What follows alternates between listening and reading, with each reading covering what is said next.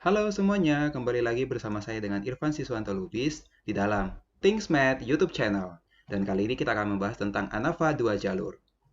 Oke, jadi anggap saja kalian diberi dosen kalian tugas seperti ini ya.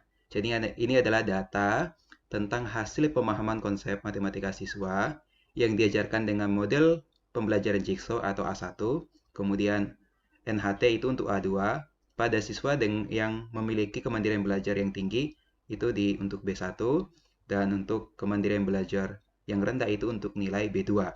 Jadi kalau diberi di sini tanda A1, B1, ini artinya adalah hasil pemahaman konsep matematika siswa yang diajarkan dengan metode Jigsaw untuk kategori siswa dengan kemampuan belajar yang tinggi. Itu adalah deskripsi dari A1, B1.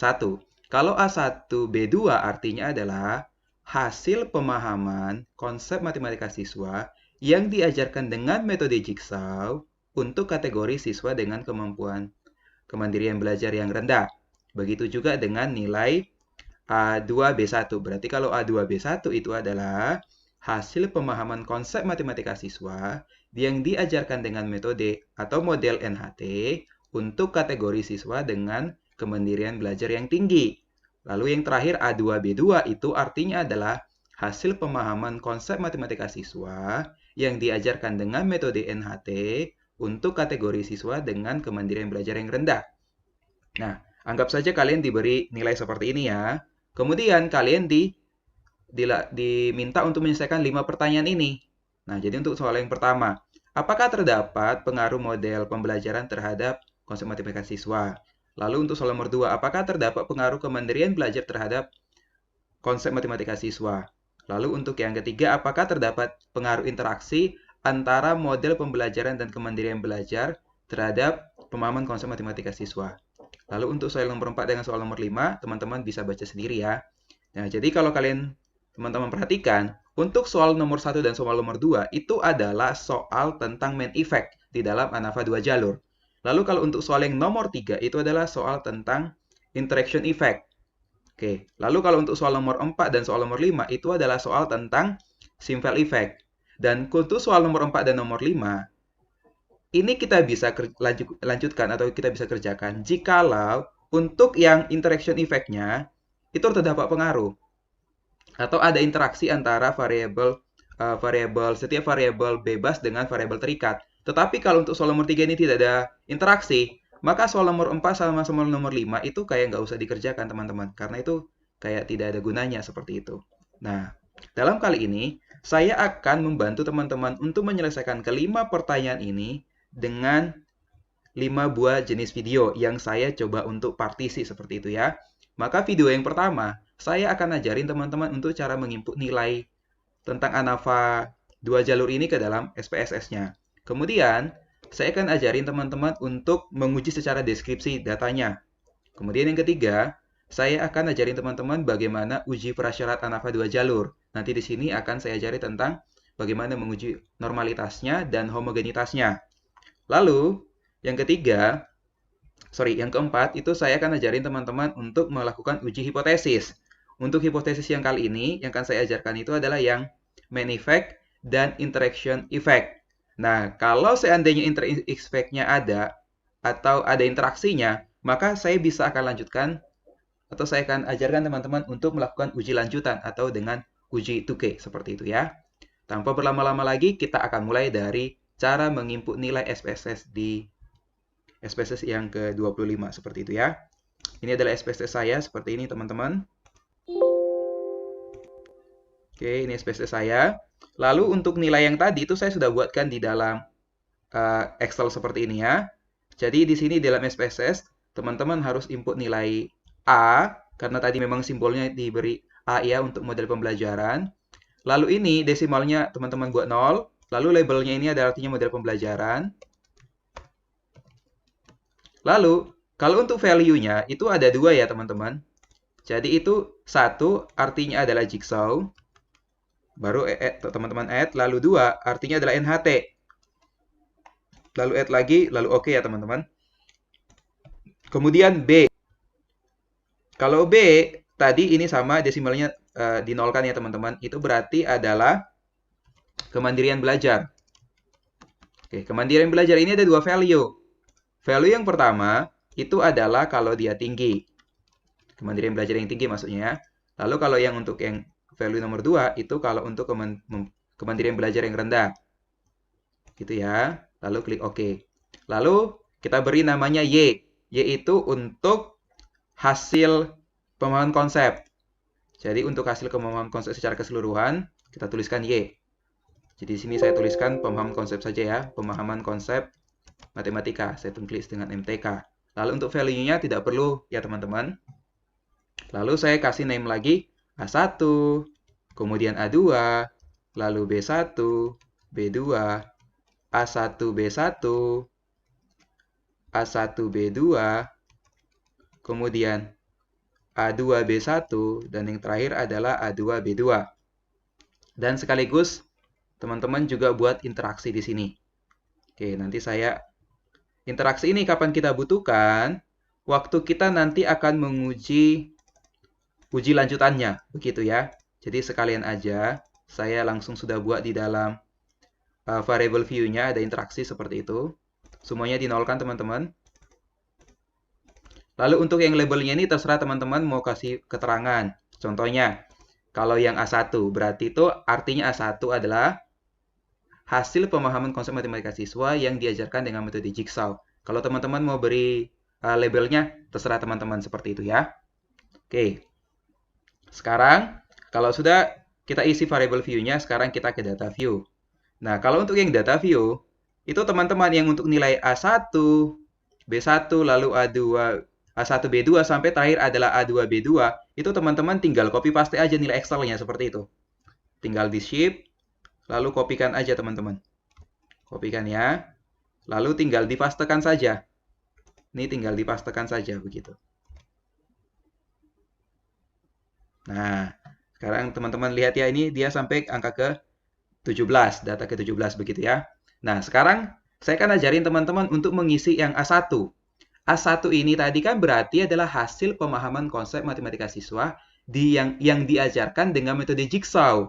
Nah, berarti kalau diajarkan dengan metode Jigsaw ini berarti kan termasuk di dalamnya untuk kemandirian belajar yang tinggi dan untuk kemandirian belajar yang rendah. Artinya apa? Nilai A1 ini merupakan gabungan dari A1B1 dengan A1B2. Maka teman-teman shift, lalu kopikanlah nilai yang A1B1, tinggal di Ctrl C aja. Kemudian di Ctrl V, dipastekan. Lalu copy lagi yang ini, yang nilai A1B2. Dikopikan lagi. Lalu dipastekan ke bawahnya seperti itu. Lalu kalau untuk EA2 berarti yang siswa yang diajarkan dengan metode NHT. Berarti NHT ini juga diajarkan untuk kemandirian belajar yang tinggi dan juga untuk siswa dengan kemandirian belajar yang rendah. Artinya apa? A2 ini adalah gabungan dari A2B1 dengan A2B2. Maka teman-teman copy. Ini juga copy. Nilai yang A2B1 dan nilai A2B2. Ini di copy juga teman-teman. Lalu yang B1 ini berarti adalah yang A1B1, kemudian yang adalah A2B1. Kita copy juga. Ini kita copy. Kemudian A1B1 sudah copy, kemudian baru A2B1. Copy lagi teman-teman. Terakhir adalah yang untuk nilai B2. Berarti kalau B2 ini adalah gabungan dari A1B2 dengan A2B2. Ini kita copy. Oke. Nah, ini nanti teman-teman perhatikan ya di sini. Ini berarti datanya itu sampai ke 17. Berarti kalau yang untuk A1, A2, B1, dan B2 itu pasti angka datanya sampai ke data ke 34. Begitu ya. Lalu bagaimana kita untuk mengisi nilai A dan nilai B, kemudian nilai Y. Nah, jadi untuk nilai A ini, seperti yang tadi, ini kan A itu adalah untuk model pembelajaran Jigsaw dan juga NHT. Berarti di sini kita harus mengisi angka 1 dari data pertama sampai ke data ke 34, teman-teman. Nih, jadi ini kita copy. Oke, lalu teman-teman Sip, sampai data ke-34. Oke, itu adalah angka pertama.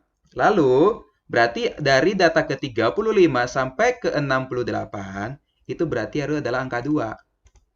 Oke, ini berarti adalah angka 2. Jadi, teman-teman tinggal shift, lalu tarik sampai ke-68, baru dikopikan saja.